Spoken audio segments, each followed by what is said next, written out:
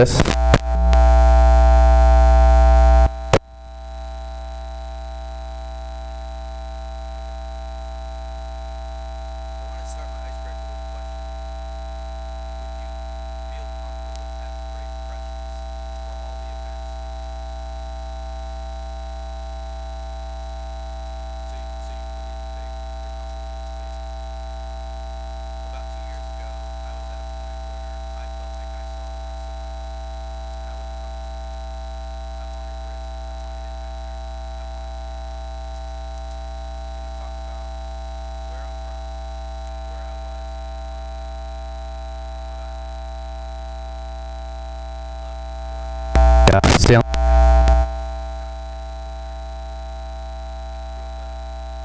I was always into tech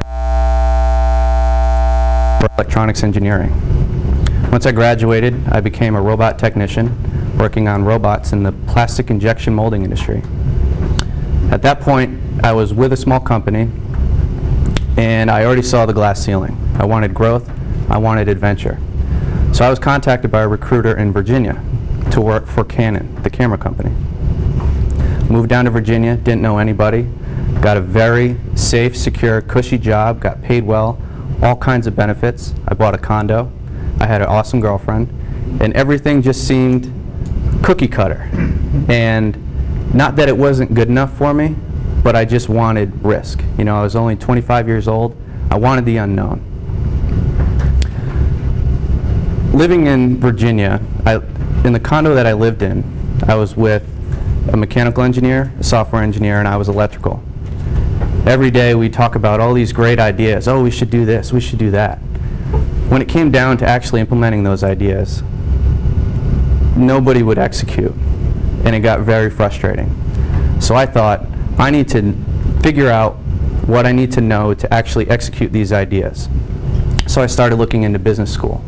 I looked into getting my MBA from William & Mary, but something just didn't feel right about it. Because to me, and no disrespect, but an MBA makes you a professional employee. To me, I wanted to learn what it took to create my own venture, my own business, my own ideas. So I looked online and I found all of the entrepreneurship programs that were offered in the country. I found Tampa, USF. I'd been here a few times, I liked the area. USF wasn't next to Stanford or Babson, so you know I was trying to be realistic and yet take a chance. To be honest with you, I failed the GMAT twice. I took the GRE, I studied for 2 months every single night, and it almost worked. My initial application to USF, I got rejected, and I wasn't willing to give up. I wrote probably the best letter I've ever written for appeal, and they let me in. So just that falls in line with the whole spirit of entrepreneurship. Never give up. So I moved down to Florida, moved somewhere else, where again I have no idea what I'm doing. I'm just following my heart. It felt right. I didn't know anybody down here. I get down here and my life is upside down. I no longer have the safe, secure, awesome job. It's almost like I'm with everybody else. Virginia turned out to be a bubble, and I felt myself getting soft. So coming down here, I've been challenged every day with making new friends, making new relationships in business, knowing who to trust and who not to trust, getting thicker skin, and public speaking. In my undergrad, we weren't really challenged with public speaking so much. Being in grad school, a lot of our grades are premised on your ability to sell your idea, your ability to sell your project, and also in entrepreneurship. I mean, you want to make something, you have to be able to sell it. No longer am I the engineer sitting at a desk typing away. That's not me. Everyone said, you know, you're too personable or you have communication skills, you need to branch out into business. Coming down here, everyone says, well, what do you want to do? Well, I want to get into business because that's what everybody says I should do. Well, figuring out what into business means is what I'm looking to figure out. So here I am working on public speaking, and where do I want to go from here?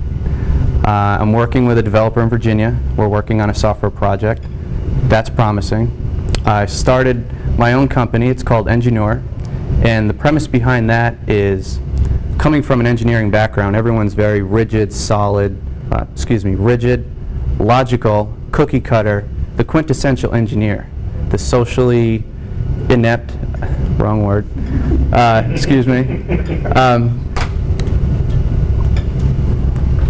fix that. So the engineer is the cookie cutter, logical type of person. The business person, the Richard Bronson, is sexy, communicable, in everyone's face. Why can't you put the two together? So that's the journey I'm on. That's where I'm hoping to get. And thank you.